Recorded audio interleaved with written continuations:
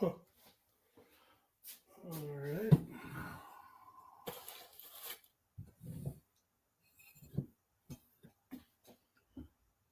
Let's see here.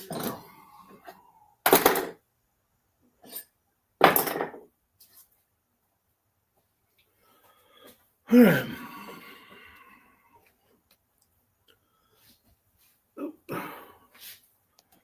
Been a minute since I've done this, so try to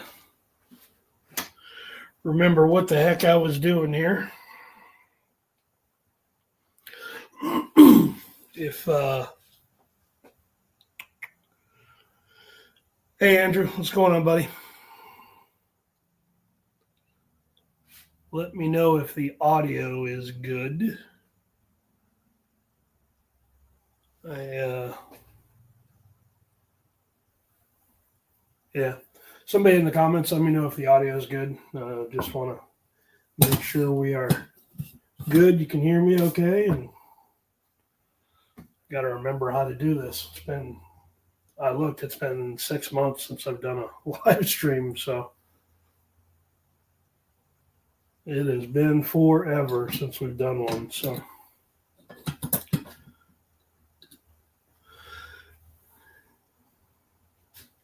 let's see here.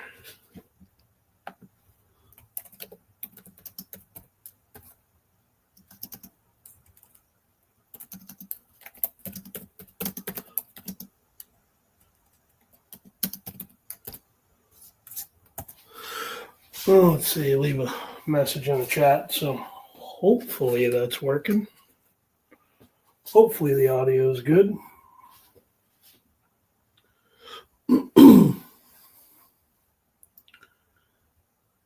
Hey, Sticks.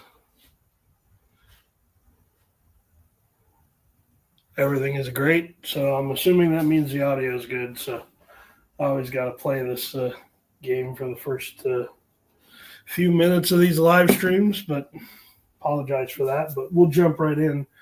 I don't want to make this any longer than it has to be, but today we're going to rebuild or assemble this marine carburetor. They're a little bit different in one aspect, the accelerator pump. Everything else is pretty much the same, but we'll talk about that in a quick minute and start to assemble, put it all together. This was a very, very filthy carburetor. The owner, his name's Michael, sent it to me to rebuild, and I've had it forever. Unfortunately, the holiday season caught me, and I knew I was going to be out of town for PRI and I think SEMA and all that as well too. So it's been a little few long months I think I've had this thing, so I need to get it finished and put it back to him. But he said, cool, go ahead and do it on the live stream if I want, and so he can see his carburetor going back together. So, but unfortunately, this carburetor was absolutely filthy. I think I've got, let's see here. I don't have any pictures of it from when I started, but that was the residue of the crap that ended up in the pan. And it's been in the ultrasonic cleaner. It's been quite a long time where I've had one that filthy. And I hit it with carburetor cleaner before I started to just try to knock all the big stuff off there. And yeah, that's pretty aggressive for the amount of garbage that was in this carburetor. It's a marine carburetor. They do that from time to time. They tend to run a little rich anyway. The way this fuel pump is designed to dump anything additional into the center of the carburetor, just the way they tend to load. If you're on plane or if you're on up on the prop, they always run rich. So I very rarely see a marine carburetor that doesn't run rich, but yeah, that was the disgusting stuff. So sorry about that, Michael, but I got this about as clean as it's going to get, but we'll talk about that as we go along. So anyway, so I've had a bunch of people ask me about this over the past 3-4 months, when I kind of let everybody know that I was having trouble with my voice. It took surgery to fix it. I won't get into all the gross, gory details and all that, but I had a growth behind my vocal cords that was causing it to not let my vocal cords operate, I guess is the best way to put it.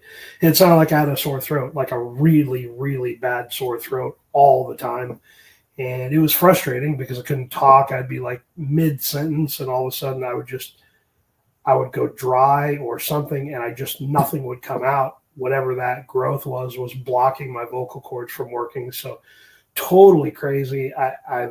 It was the most frustrating probably 10 months of my life, with something that was just irritating. I was sucking on lozenges all the time, just trying to use those to communicate. But surgery went well, obviously. My voice is mostly back. They say it could be a few months before it gets better. I still have a slight little cough occasionally, but this is probably going to be, this will definitely be the most I've talked since I've had my surgery. So I've been kind of laying low like the last 3 weeks. Usually the end of the year I kind of take off and don't do anything, but but I still have a little bit of a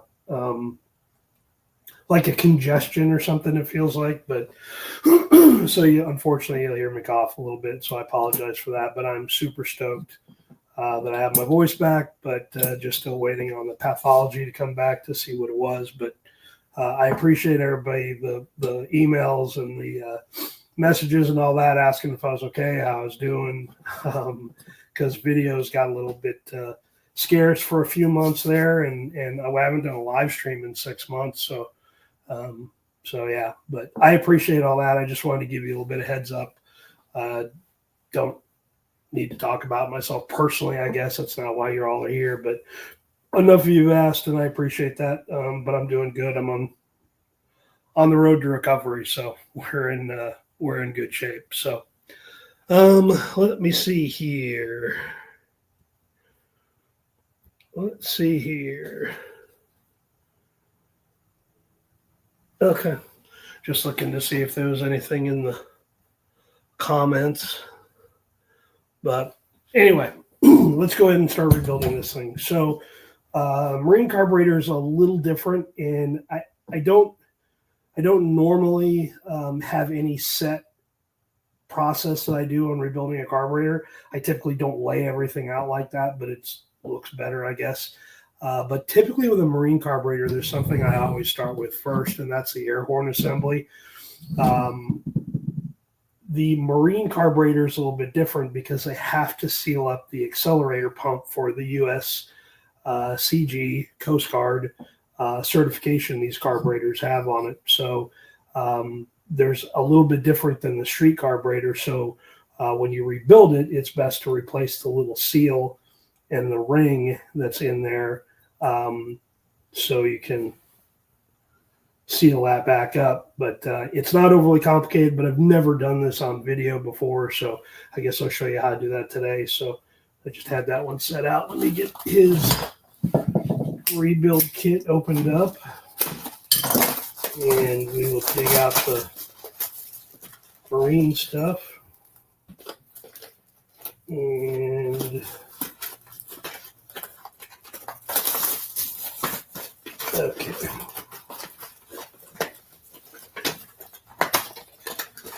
So anyway, there we go. So, let me show you how that goes in there. So just like anything else, you've got your pump assembly goes in, it's connected by the S-Link, whatever.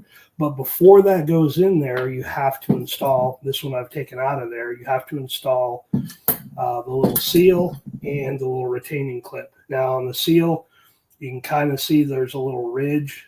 If you see the metal dots or the aluminum little dots back there, that goes down or up against the air horn assembly.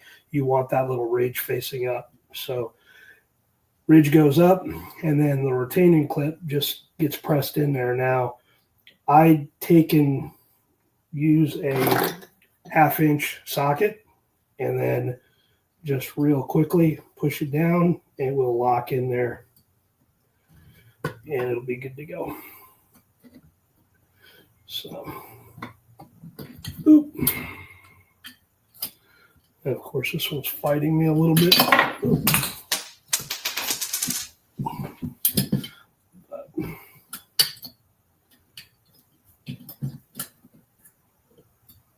Come on.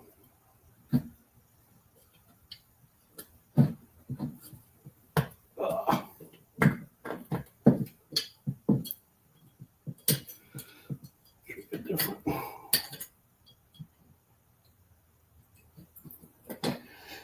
Say this is the only different thing about the marine carburetor. There we go. So you're just pressing that little retaining clip in there. And there's no like groove or anything that fits down in there. It's just there to retain it and to hold that seal in place. So anyway, way too long to do that. But next, slide in the assembly. Take your S-clip. And then our linkage. Attach. Remember, that's always an S. If you're a Z, you're going to snap that. So, all right.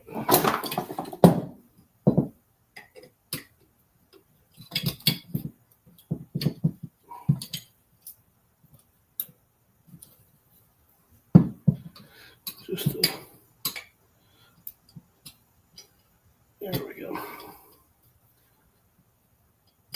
All right. Snug it, and then we're good to go.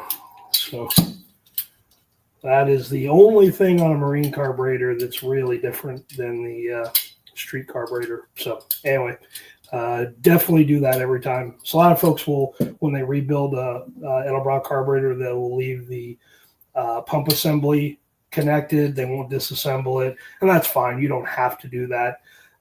Whatever parts cleaner you're using will clean that up. But when you do a marine carburetor, you have to disassemble it, replace that seal. It's just a better thing for the carburetor as a whole. So, okay. So like I said, that's the only thing I do first on these carburetors, because really everything else after that is pretty simple. So we can finish up the air horn assembly.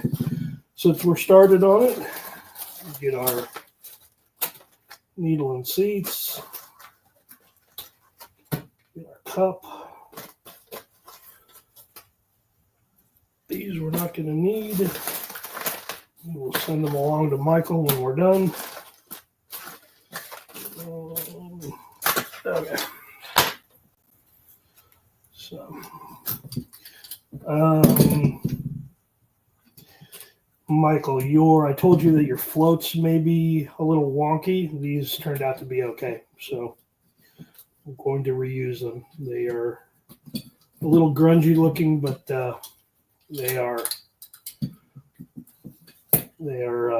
sealed up, so no problem there. Let's go ahead. I guess I'm going to have to remember to, it's not like shooting a regular video, to watch the live stream. So let me peek over there real quick. Let's see. Yep, I appreciate that, Andrew. It is definitely getting better. Oh, Mike, there you are.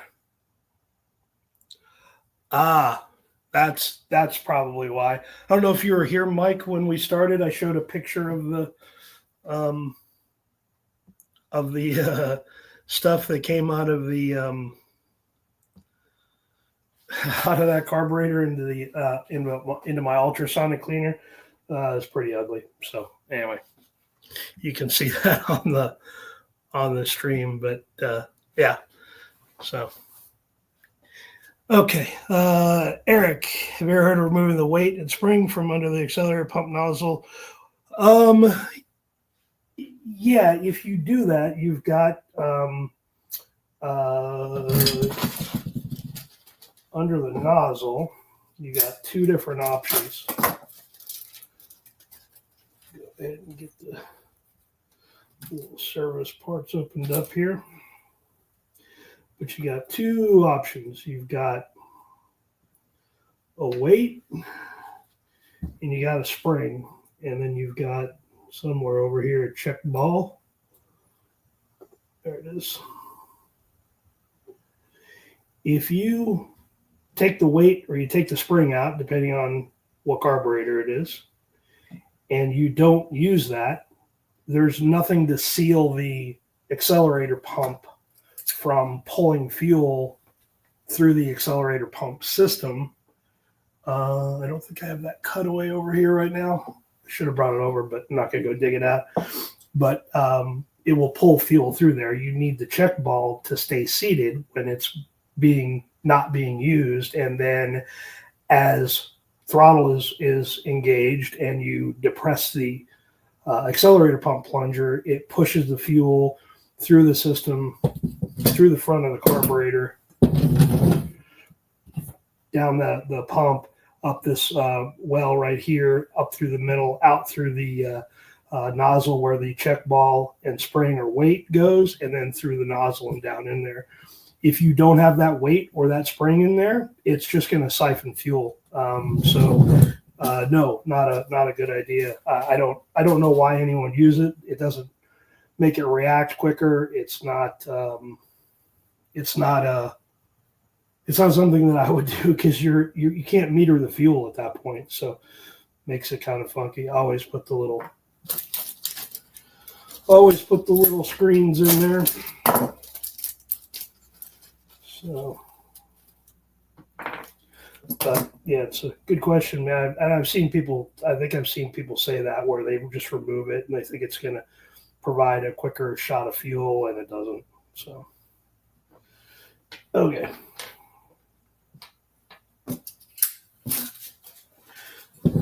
Here we are. So, again, there's no order that any of these carburetors need to be assembled in. It's really whatever's in front of me. But typically, if I'm doing the air horn assembly, I'll just do the entire thing. And since we started with the accelerator pump, it just makes it easier to just get it done now.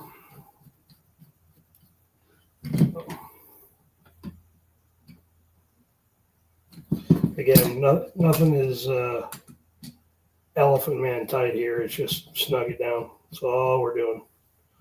Just a little snug. Like that.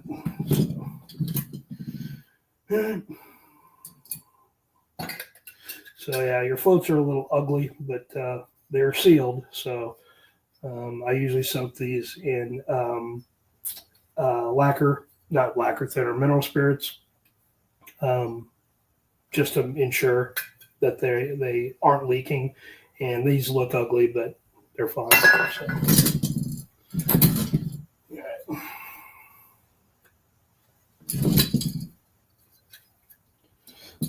So we will set the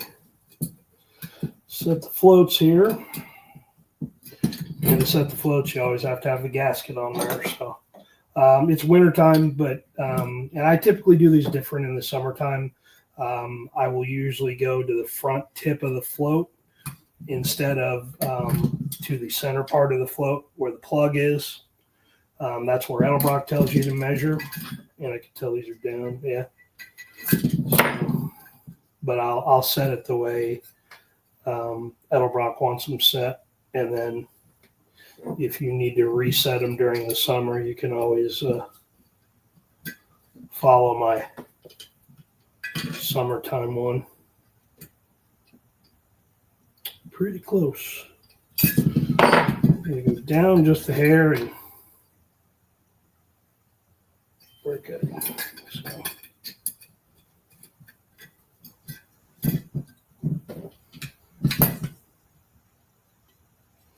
All righty, well, that's one down.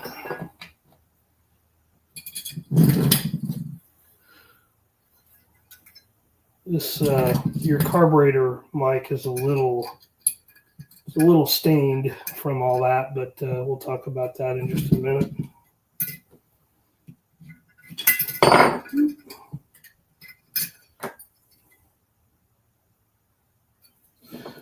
Real gentle on the bending of those tabs. Doesn't take a lot to move them. It's pretty doggone close. So, all right, now let's set the drop.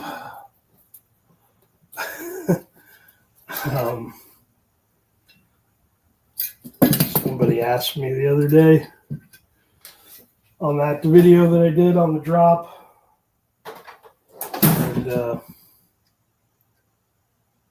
you know, why not concerned about it. And I was like, well, the video is pretty self-explanatory. The needle's not gonna drop out of the seat if you have it screwed up. So. A little too aggressive. I think I just screwed that one up. We'll see.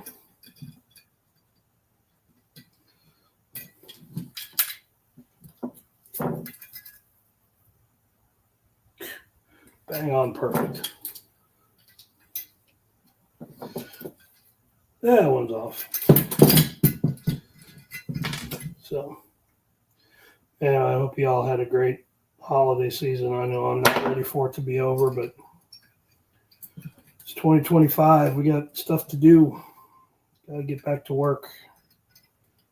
Got to get back to doing things. You know, a lot planned this year, so a lot planned, a lot going on. Talked to Lake Speed at PRI, and actually a little bit before that, he and I were exchanging some emails back and forth, but I've got some stuff coming up with him this year. It's nice to see him full-time on as a content creator. I'm sure Total Seal is sad to lose him as their VP of sales, but Lake's a brilliant dude. So if you're not following him on here, it's the Oil Geek. The Motor Oil Geek. Great content. So very smart guy. Okay. Our air horn assembly is done. So we'll set that off to the side.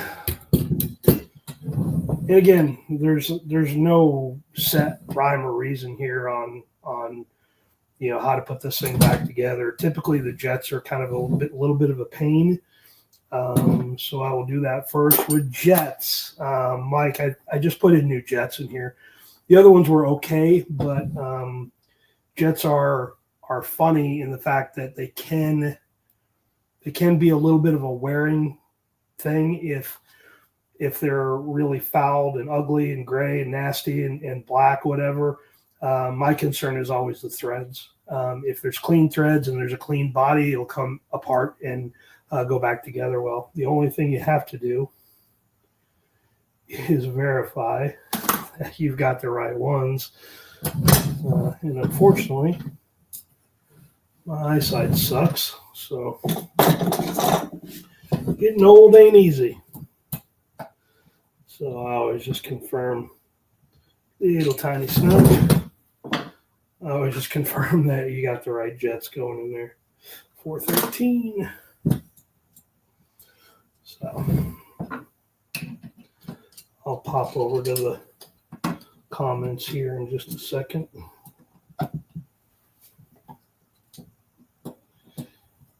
I've been shooting a lot of video content these last couple of days, last couple of weeks, trying to get ahead of the game.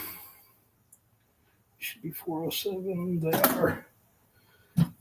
So I've got a lot. Usually the first of the year, I try to get as much stuff out as possible. Everybody's kind of home and snowstorms and crap are happening. I got a lot of friends and family back in Kansas City that are enjoying a lovely little winter storm coming through. So it was 45 today. It's supposed to be like 65 here tomorrow. So Fahrenheit, Andrew. Andrew's from Canada. Manitoba. You from Manitoba? Yeah. So. All right, let me know over his comments. Sorry. Fox, how are you doing, buddy? Yelling at me for Fox Can Fix It Garage. If you guys aren't following him over there, that guy's got Project ADD, which I like. I enjoy it. But he's got some cool stuff going on right now. So go follow him over there as well. Yes, Eric Lapointe, good question. That is one of the videos that I am currently not currently shooting. It's actually the one I'm going to shoot next. Probably in the next week, I'll shoot that video. It'll probably be out in March. But spoiler alert, no, you can't use them in there. The reason being is, let's say that this is a 600, 1406 or 1405 carburetor, and you want to take the boosters out of the 1905 or 1906, the ABS2, and put them in here. Will they physically go in here? Yes. Will they run, drive, operate? Sort of, yes. That's where the problem comes in. The reason why on the 600 and the 750, Edelbrock didn't use those CFM sizes for that carburetor is because the 600 CFM carburetor was not able to flow the right amount of airflow past the booster to create that Bernoulli's effect underneath it, where it creates a low spot. And as when you create a low spot or you create a vacuum, things rush to fill that vacuum, to fill that void. The problem with the 600 is the annular booster. It just didn't have enough signal, enough speed, enough drop underneath the booster for it to work in the older carburetor. So the reason why you can't use the ABS2 booster in the older carburetor is it just doesn't meter the fuel. And so I'm going to prove that with a 1406. We'll put in, I think I've got 1905. I got a couple of 1905s here, so that'll be the booster, but they're the same in those two carburetors. And I have all those lists on the website. If you want to go to the musclecarsolutioncarbs.com website, you can look at all the part numbers for all the boosters. They're stamped right on top of the booster here and on the secondary here. It'll give you a 4-digit part number. I've got all of these annotated on the website so you can see what the part number is on the booster, what it came out of. But yes, it will run, it will idle, it'll drive, but the power's down. So we'll AFR monitor it.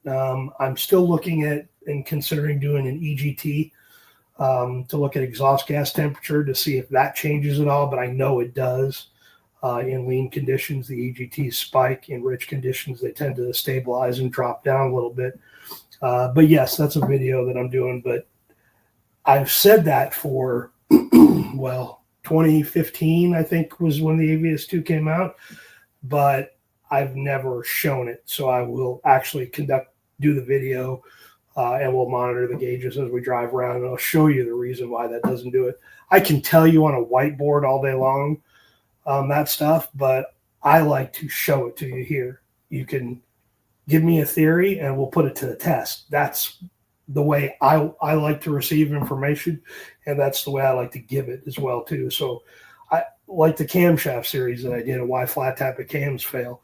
The reason why I spent all that time on all those videos and provide all of those samples of camshafts that we cut away so we could actually see what the hardness looked like of a camshaft instead of speculating on it and just drawing pictures on a whiteboard. Nobody wants to see that crap. Show it to me. Prove it to me. That's what I want to see. So that's why we'll do that video. So long story short, Eric, yes, they will fit in there. No, they just do not meter fuel correctly. And it will show, and we're driving it. So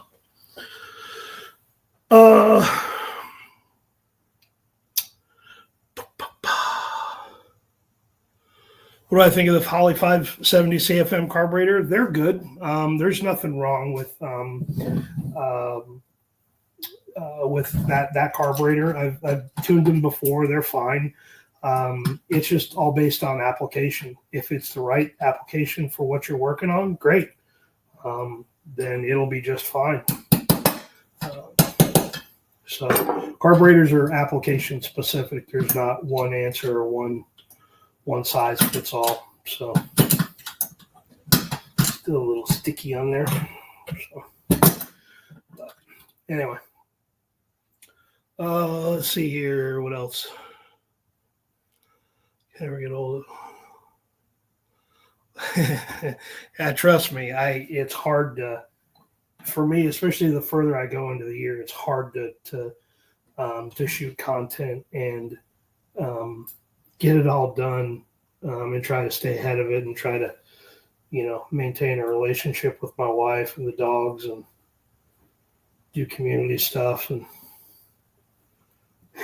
get all that stuff done. So I understand it is a huge pain. So I try to get ahead this time of year.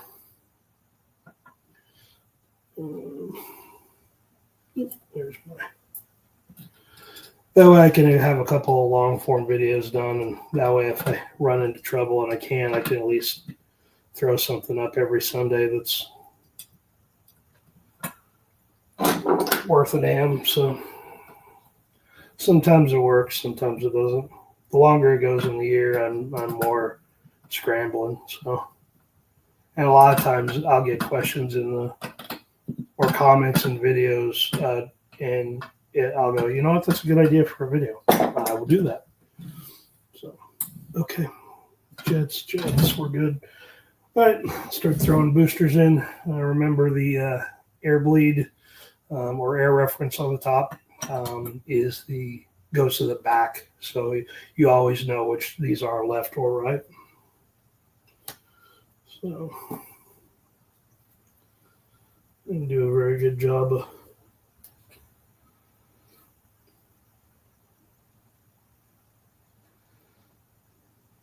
or I did do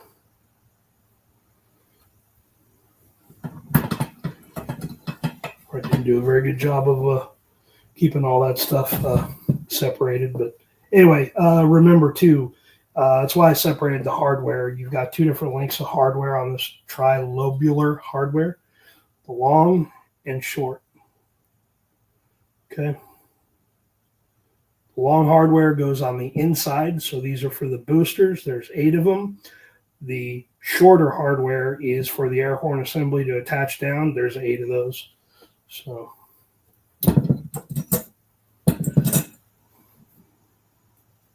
always use the long hardware in the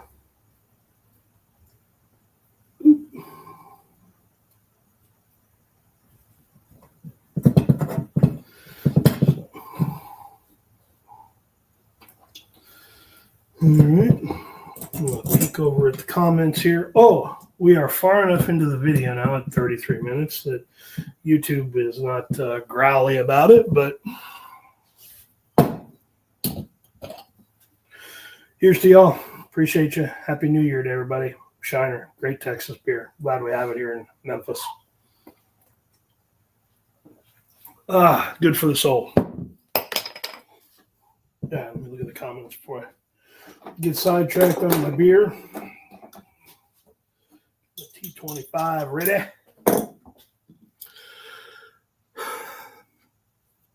Hey Ed, did I respond to your email yet, Ed? I thought that I did. I can't remember. What's fair price for a 1406 core? If it's the 1406 cores, because that is the most popular Edelbrock part number. If I'm buying them in cores and just singles, from somebody that's just got one on Marketplace or whatever, Marketplace is the worst thing in the world. I need to stay off there. Fox can fix it, has to stay off there for sure, because he has no self-control. He just buys everything. But typically I'll pay if I pop the air horn assembly off and there's no ethanol damage on the inside, I'll usually pay about $100 for a core. If it's multiples, I try not to pay any more than about $50 for a core. Again, now that's here regionally, but even when I was living up in the Seattle area, it was pretty much the same thing. That's Edelbrock's #1 selling part number. The 1906 is catching it. It's probably in the top 5. Yeah, 50 to 100. Just all really depends on what the condition is in. Here's a little pro tip for you. If you've been on my live streams before, you'll hear me give some of this stuff out. Here's a little trick. If you go to Summit's website and you type in the search bar up top, type in Edelbrock and hit enter, the list of parts that it shows on as with the search term when it comes back isn't random. It is in order, the popularity from 1 all the way down. So you can check that, and I haven't looked at it in probably a year, but if you go to Summit's website, hit enter, and the first part number, and it's anything, it's King Bearing or QA1 or Holly or Autometer or whatever, do that. It'll give you the top part number is their most selling popular part number. So they've been that way for quite a long time. But there's some lovely information for you that you didn't ask for, but I provided. So, but yeah, that'll tell you what their most popular part number is for the brand. So I've seen very few instances where a manufacturer will tell me, no, that's not their top number that they purchase from us, but 99 times out of 100, and the manufacturers that I've represented in the past, it's all matched up. So anyway, I don't know what you would do with that information, but I just gave it to you anyway.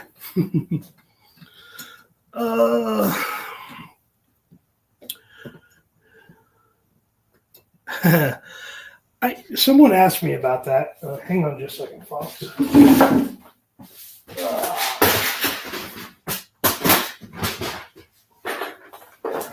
I have Edelbrock gave them to me when my buddy Smitty was alive. I have new badging for carburetors, so if the badging gets screwed up and somebody really wants one, I'll put new badging on there. But I thought about that, peeling the Edelbrock sticker off and making my own little logo to go on there. That'd be kind of cool. That's for the Performer series carburetors. The AVS2 one is bigger, and this one is for the Quadrajet series carburetors. So, but yes, I thought about that. I don't know that my vanity has gotten that out of control yet, but I could see it doing that. It's a good idea. I'll take it under advisement, and I will give you credit for it if it goes on the website. Let's see here. 570 on a 305 or 307. I would wholeheartedly agree with that statement. How similar is this carburetor to the 1406? It's pretty close. We covered that at the very beginning when we did the air horn assembly, that the only thing that's really different in the Performer series carburetors between the marine carbs and the automotive or street carbs is the seal that goes under the accelerator pump. So we covered that right off the bat. But it's I do this every time. I've done this I think this is like the 3rd live stream I've done on a Performer series carb where I've done this. At least I didn't get all the way to the end getting ready to put the air horn assembly on. Noticed it. That's what I get for talking. Mike would not be happy with me if he got his carburetor back, and oops, and he did not have his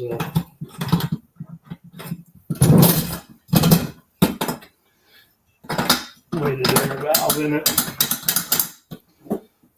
Sorry about that.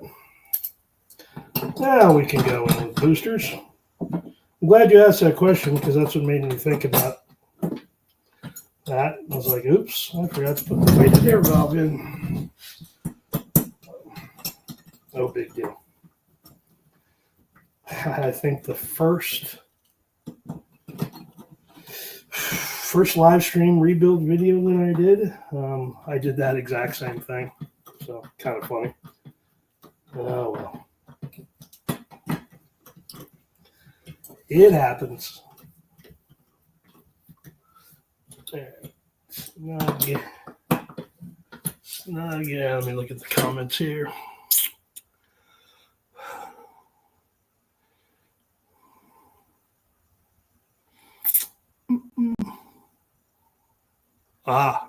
Cracking beers. Good man. Donut Dan, what's up, man?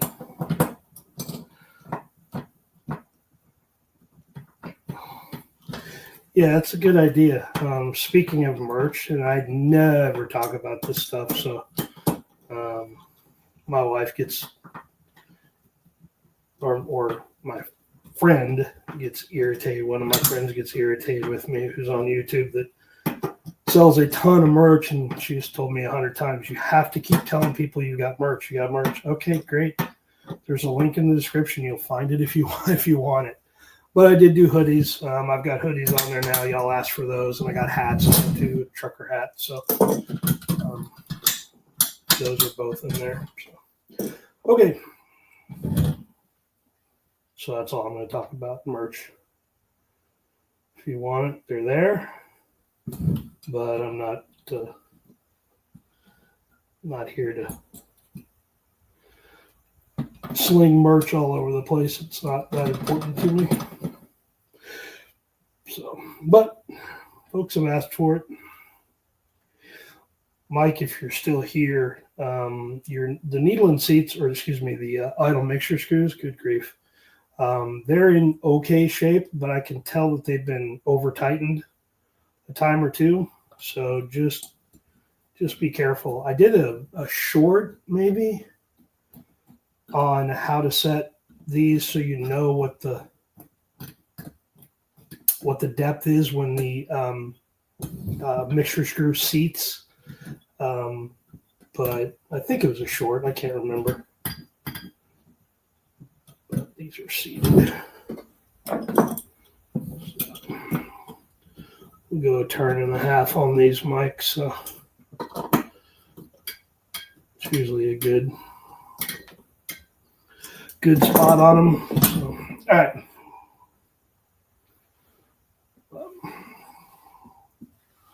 Give that back to you. Getting rid of stuff here that I don't need or not going to use, I will send along to you. One thing I always do too, and again, Mike, if you're still here, this is just all the junk that I replaced. I always send it back to you, not for your enjoyment, but one, so you know it was replaced, but you're watching a live stream, but two, just so you know that what went in there, what the condition of is, and why I decided to replace it. So I think we talked about that, or about replacing the choke cap, but I'm going to give you the choke body. I've got one here, so I don't have it out on the bench here, so we may have to do that one later. But anyway, get the choke hardware out of the way. So, all right. So we're done there. Throw your accelerator pump spring in there. Take a look at the comments. and grab my beer. Happy New Year. Happy New Year. I concur. Tool Junkie, what's going on, man? Happy New Year to you. I haven't seen you in a while. I haven't seen anybody in a while since I haven't done a live stream in a long time. So here's to you, Tool Junkie. Cheers, buddy. It is good to have my voice back. Give you an extra gasket. I will send that to you as well. So, okay. Let's see. I guess we can go ahead and put the air horn assembly together.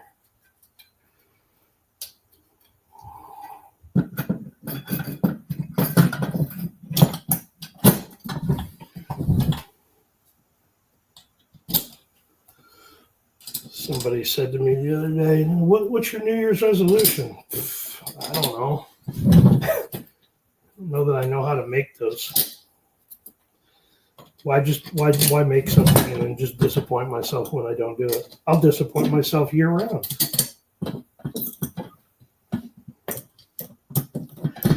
I spent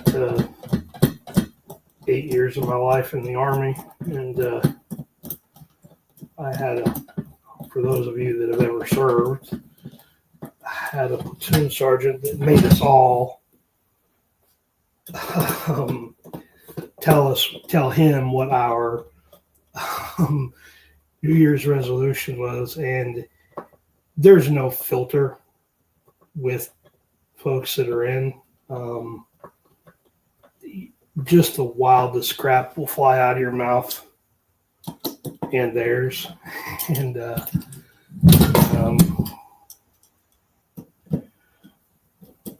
my New Year's resolution to him was to continue showing up for PT every morning, and him not knowing that I was still drunk from the night before. He didn't find that very humorous. I, on the other hand, thought it was brilliant. I don't know why I remembered that. Probably because he smoked me for an hour after that for saying something stupid like that, but it was worth a laugh. So you entertain yourself where you can. I think Fox Can Fix It was a Marine. He's still around, he'll tell you. Marines are good at that. I was a 19 Delta scout in the Army, and we worked with Marines and Air Force quite frequently that were on the Air Force side. It was for CAS, close air support, and then the Marines, same thing, because they had, depending on where we were at, sometimes they had the artillery, depending on, again, location. But I always enjoyed working with different branches and different. Andrew, if you're still around, the Canadians, oh my God, they came to Fort Knox one time for gunnery because of the scout. If you're an armored scout, you're in a Bradley. But they came to Fort Knox once to do gunnery, and they were pretty calm, pretty Canadian, you know, very polite. But oh my God, you get those folks out at night in downtown Louisville, those are some of the craziest people.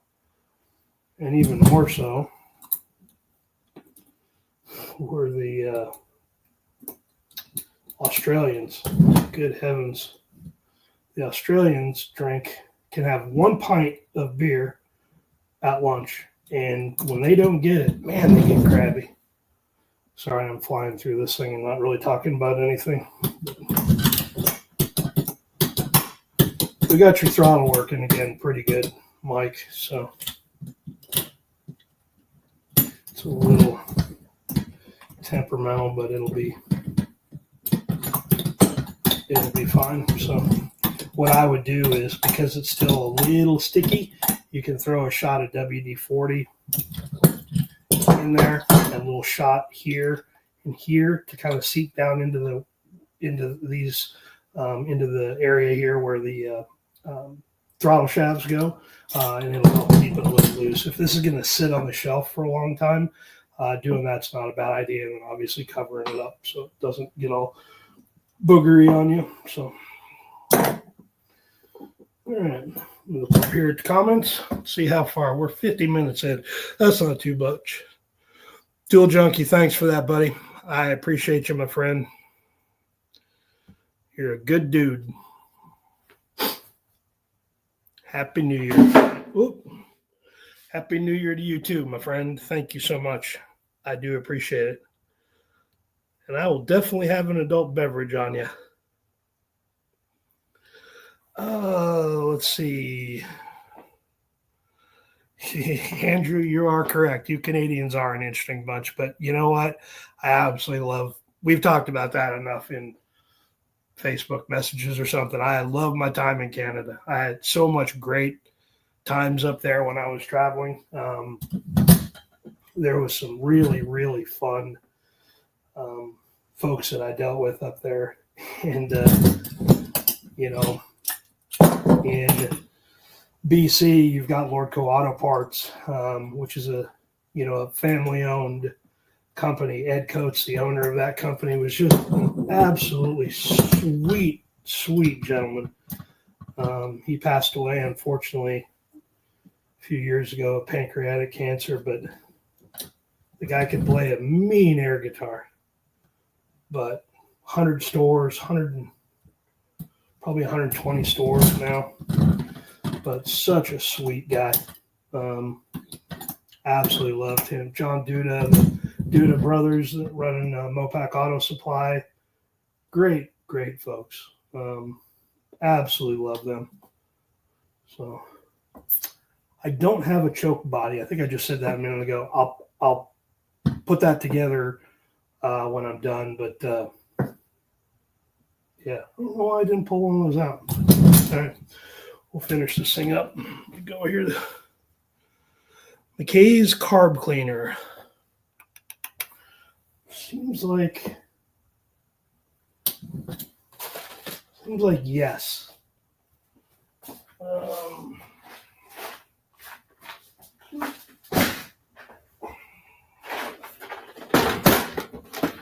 Seems like yes. I do remember that brand, but just Berryman's has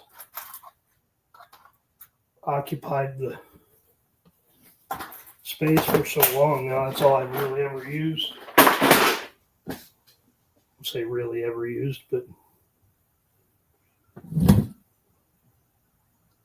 certainly my go-to now, I guess. I was talking to the folks at CRC at SEMA, and if you've got CRC products in your area, I would highly encourage you to use them. The reason being is if you go on their social media accounts, that is a brand that does a ton of work with students. They've got a really cool student engagement program. I work with the local high school. It's not really the high school. It is the they have a tech center for like 8 of the high schools here in the area, and CRC gladly donated chemical cleaner and equipment and stuff like that, and that to me is just amazing. Clay Milliken's local, so Clay and I see him quite a bit, especially during the off season. But Clay is sponsored by CRC, and they just do an incredible deal. Clay's giving away a couple of different cars now through them, and all the proceeds and benefit go right to the high school program. So just absolutely love that. So, I mean, carburetor cleaner is carburetor cleaner, but I go out of my way to look for CRC stuff just because of what they do to keep young kids engaged in auto shop and auto class. And I absolutely love that. It's got a soft spot in my heart for stuff like that. So I put Silver Springs in here, Mike, just based on what you needed. But if you drop me an email and let me know what your engine vacuum is, I'll change them out if I need to. It typically comes with an orange spring, but the way this carburetor looked, silver may have been a better option. But anyway, let me know and I will put the right spring in there for you. That way you don't have to buy a calibration kit, or maybe you've already got a calibration kit. I don't know. I don't think we talked about that.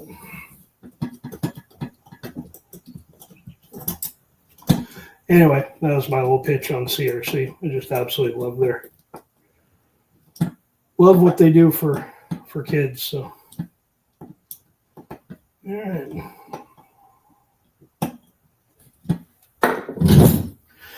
Let's see here. Let's roll to the comments. Hey, John. Good to see you again, man. I do have a lot of good memories. I served with a lot of great people, and it's like anything else. When you work with really good people, and you have fun with really good people, and it's a lifetime of memories that I'm glad I've got. So sometimes they're a little rougher than others, but I wouldn't change any of it for the world. Good to see you, John. Happy New Year to you, buddy. Okay, what else we got here? Yeah, CRC. If you go to their social media stuff and see, and if you go to Clay Milliken's stuff, he auctioned off a GTO last year or the year before, and one of his local friends bought it. About 100% of the proceeds went to scholarships and help those kids in continue in the automotive side. And I think they don't think they discriminate too much. So I think they've supported kids that are in like a welding program or maybe construction or something like that. But very cool stuff. I try to support companies like that are very supportive of young folks like that. So again, Mike, really show it to you, but when you get this carburetor back, you can see that there's some blackish kind of staining. Here's a little tip for anybody rebuilding it. When you are rebuilding one of these carburetors, you come across an area that's got, doesn't look too bad on the, but if you're going to decide that you want to take a wire brush or a scuff pad or something like that to clean it, I planned ahead on this one. Check this out. Don't use a brand new green scratch pad. It's too aggressive. Try to use one that's a little worn out. Corners are worn out because that's what I was using it for. But you don't want to get too aggressive to try to take some of that off there if that's really important to you. To me, it's not the staining that's here. If I was to try to take this off with a scratch pad because it didn't come out in all the soaking that this carburetor had to have, and in the ultrasonic, in the solution stuff that I used in here, if it didn't come off with that, don't worry about it.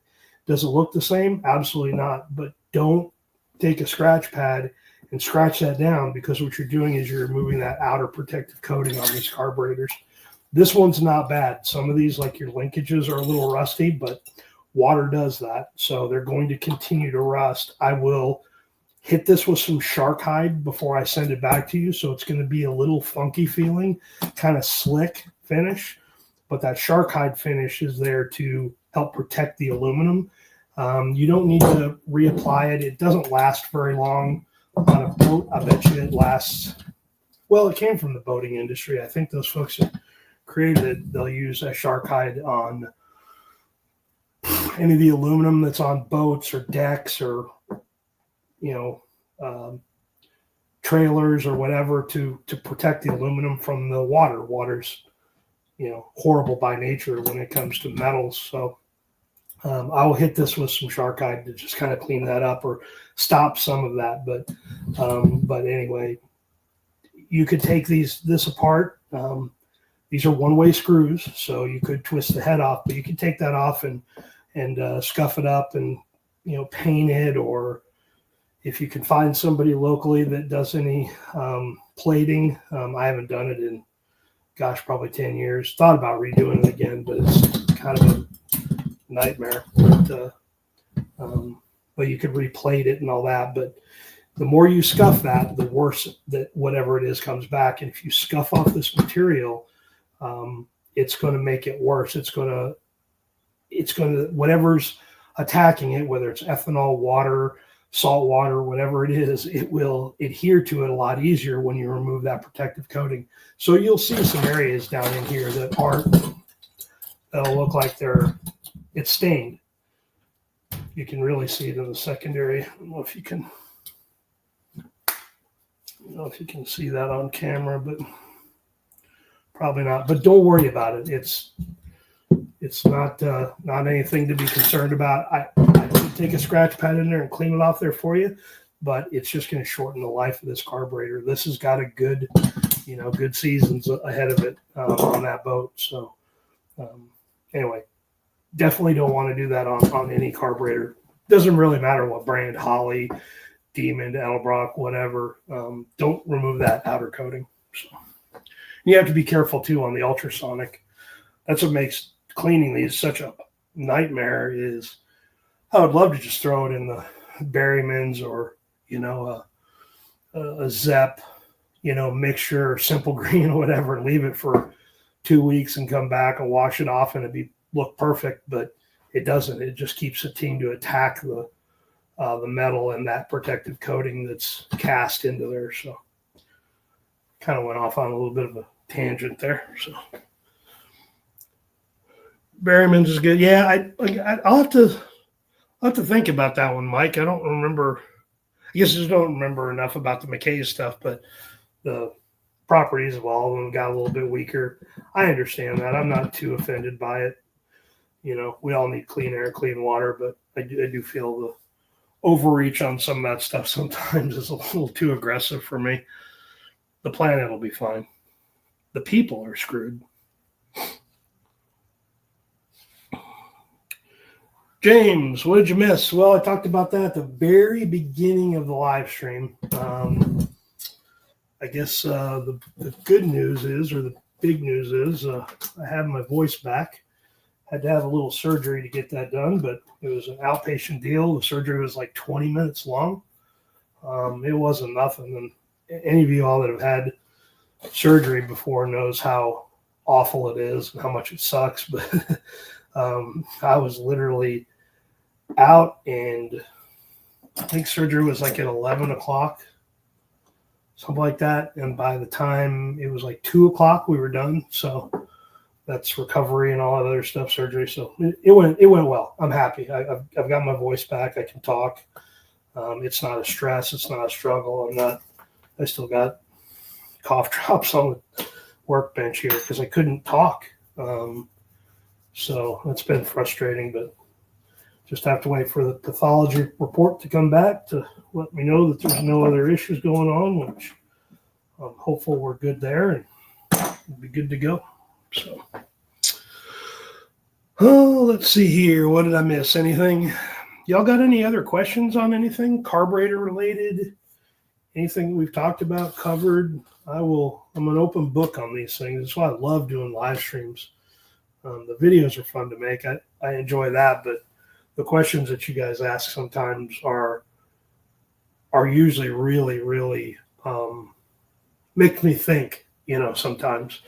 And somebody said on one of the last live streams I did 6-7 months ago or whatever, that you never know. I'm paraphrasing because I don't remember how he said it, but you never know when you watch a YouTube video if the person really knows what they're talking about or they're just parroting what they read and they can edit and do whatever.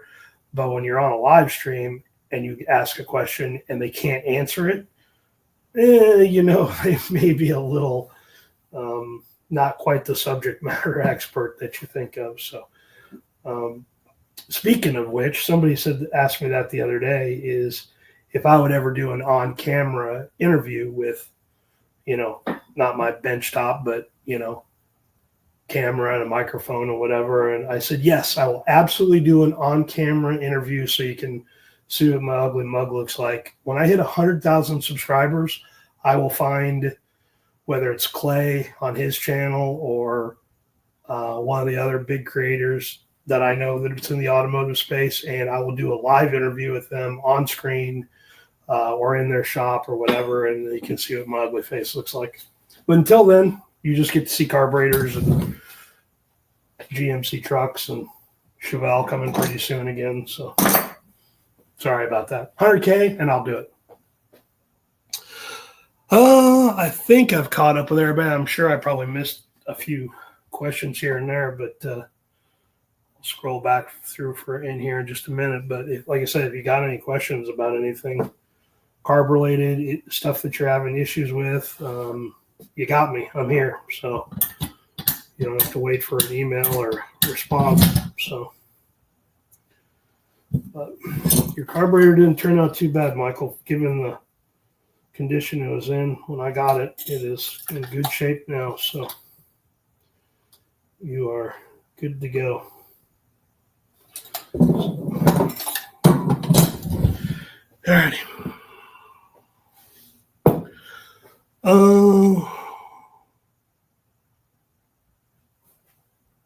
It was yeah, Edelbrock or Holly. That's a common question I get, and I always answer that the same way. Depends on the application. What's the best camshaft grind for a big block Chevy? For a 318 Mopar? There is none. There is no best single grind. There is no best single cylinder head for them. It all depends on what you're using it for. If you're using it for a street cruiser or in a boat or, something that's 500-ish horsepower or less, and you're just looking to cruise it, you're not looking to, make passes down the drag strip every weekend, then the Edelbrock's a great carburetor. The VRS Edelbrock carburetor is an amazing carburetor. I just shot that video the other day. We will do an on-engine tune of that carburetor, and I'll show you how easy it is and how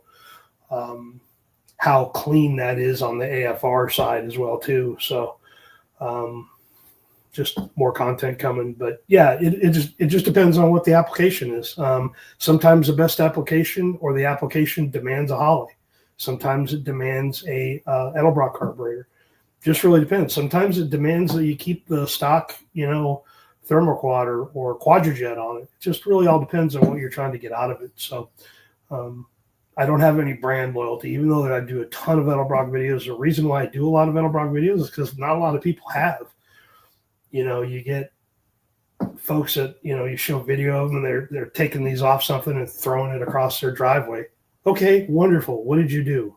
You just ruined something that has value. You didn't impress anybody by that. I guess it was funny, but they all have their own place and time. So that's why I've always looked at it. Just by the application. The application will tell you. And that's something on Lake Speed's channel. If you go see the Motor Oil Geek or watch any of his stuff, science will always dictate what the application will always dictate what the science is that it needs. And it's the same with carburetors. So I don't have a preference, either one.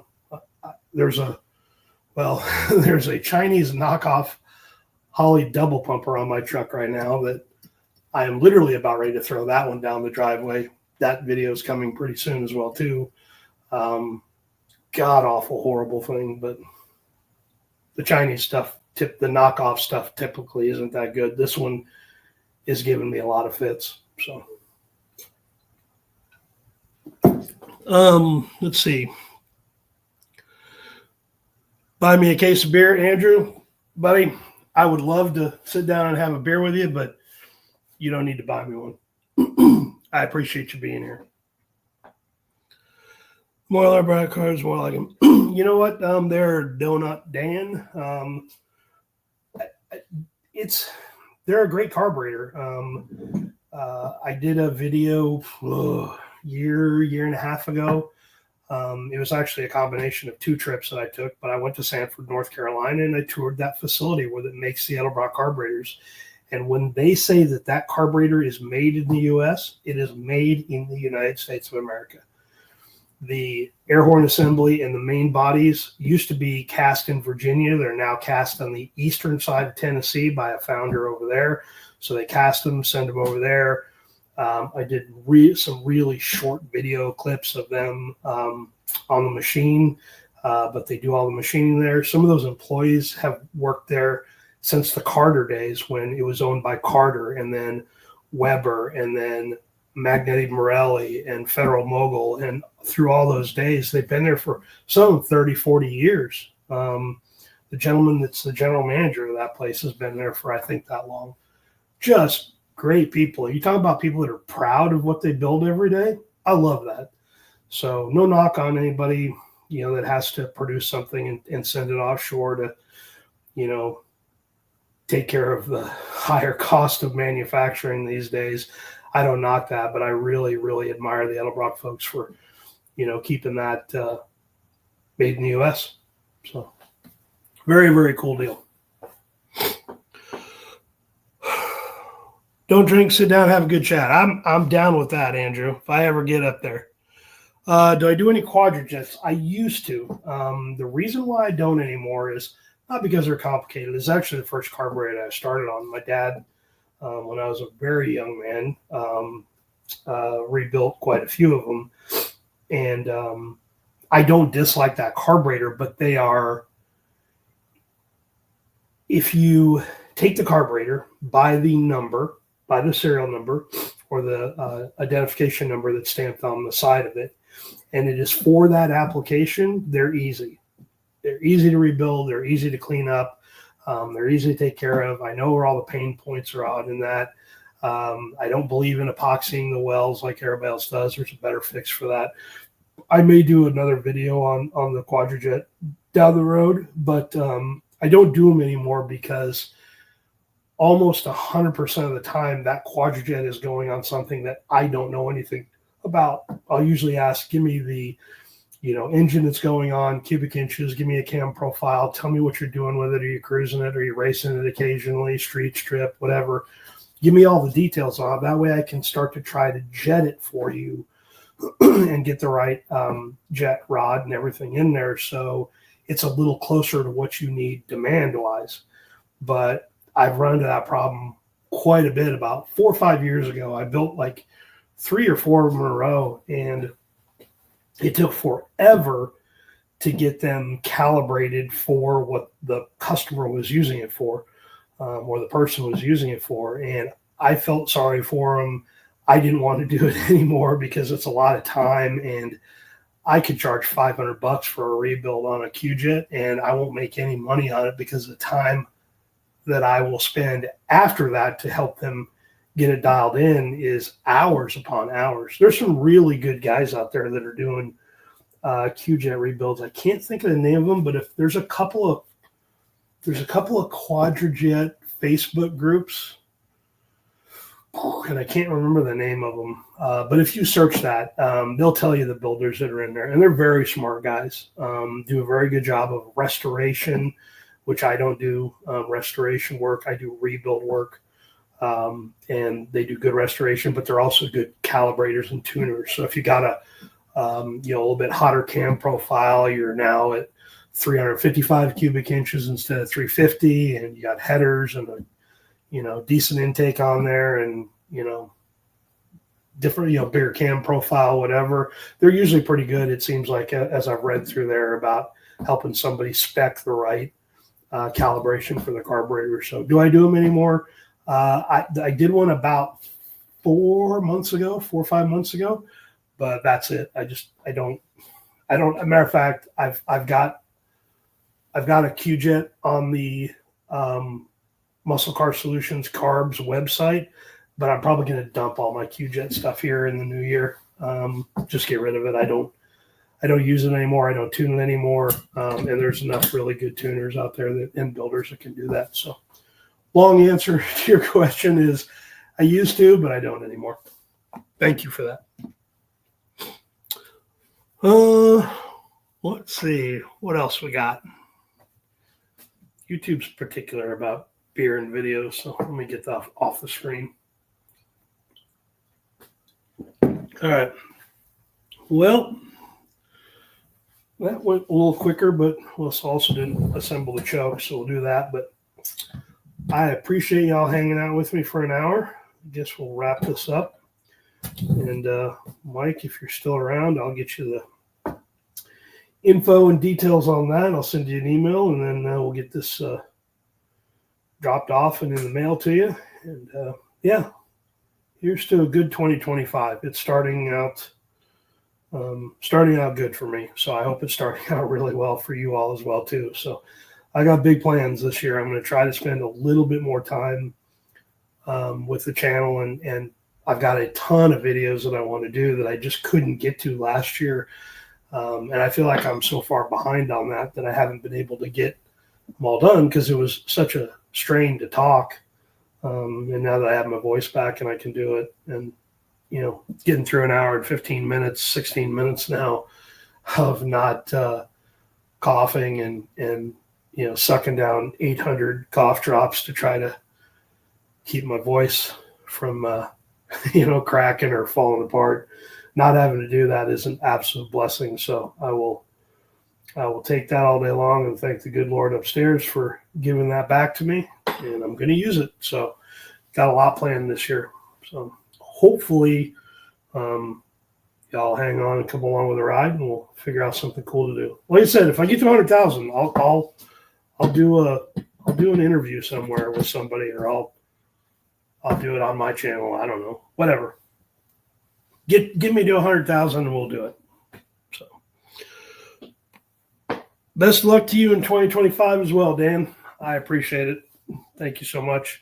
I guess with that, I will get this all wrapped up, and video tomorrow.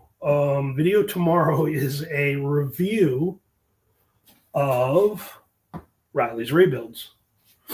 I purchased a carburetor from them. I stopped my rebuild service 2.5 years ago. I think they hit the scene around July, whatever year that was, 2.5 years ago. But after I met them at SEMA and then again at PRI, I quit doing rebuilds. I offered a rebuild service where you could send in a carburetor. I would rebuild it, send it back to you. But I stopped doing it. And because I have a very soft spot in my heart for young folks that are trying to do things fun and cool and trying to get into the industry and try to get into, you know, old cars and hot rods and all that. So I've been pushing anytime somebody that's asked to have a rebuild, I will send them to Riley's to do it. But there's a problem with that. I've never seen their work. They're great people to talk to. Riley's about as smart of a young lady as I think I've ever met in my entire life. And she's focused and she's driven and she loves hot rods. She loves cars. She loves, you know, they've got that Nomad that's going up on the auction block. I don't know if you saw pictures of that from SEMA. Absolutely brilliant, extremely rare circuit car of a 57 Nomad that has fuel injection, and it's got a great story to it. But they're getting ready to throw that on the Mecum auction deal here in middle of January sometime. But if you follow Riley's Rebuilds on Facebook or Instagram, or I think she's on TikTok as well too, you'll see that she's definitely on YouTube as well too. But very, very cool car. But absolutely love that. You know, when they started, it was a bunch of 17-year-old girls rebuilding carburetors. Now, to me, that's just about the coolest thing ever. But again, I never saw their work. So I sent them a crappy, really gummed up, nasty carburetor, and they sent it back. And that video drops tomorrow night at 6 p.m. Central. So that'll be the first video of the new year, and this is the first live stream of the year. But yeah, eager to get back on track and producing some stuff and doing some things I want to do. So hoping for a very, very good new year, and I hope you all have a great new year as well too. So all righty, well, cheers to you, James. So it was a 1 beer live stream. That's good for me. So all righty, I guess we will catch you guys on the next one. Like I say, new video out tomorrow, and then I don't know what the next one's going to be after it. Maybe on this hot garbage Chinese double pumper that I just did. I'm seriously, that thing I've been working on it for 2 days. It is the most frustrating pile I've had my hands on, but the other ones I haven't had running on the vehicle either too. So I don't want to give too much away on that, but I think by my tone of it, but you'll want to see what some of the things that we found with this and some of the things it did after we put it on the truck. So thank God for fire extinguishers. I'll just say that. So, all righty. I guess we will catch you guys on the next one. So probably start doing more live streams 1 a month again, like I used to, because I enjoy the interaction with you guys. Again, if you go to the Muscle Car Solutions Carbs website, there's merch on there. You follow me on Facebook, Instagram. I do have a TikTok that I started, but I'm not sure that I think I'm a little too old for that. But anyway, if you're on TikTok as well, I've dropped some content over there as well. But I don't know. That may be going away here in a few days. I don't know. I don't really follow any of that stuff. But anyway, you can follow me on any of those socials, and I guess we will catch you guys on the next one. Y'all have a great evening and a great rest of your weekend, and back to work on Monday. See y'all.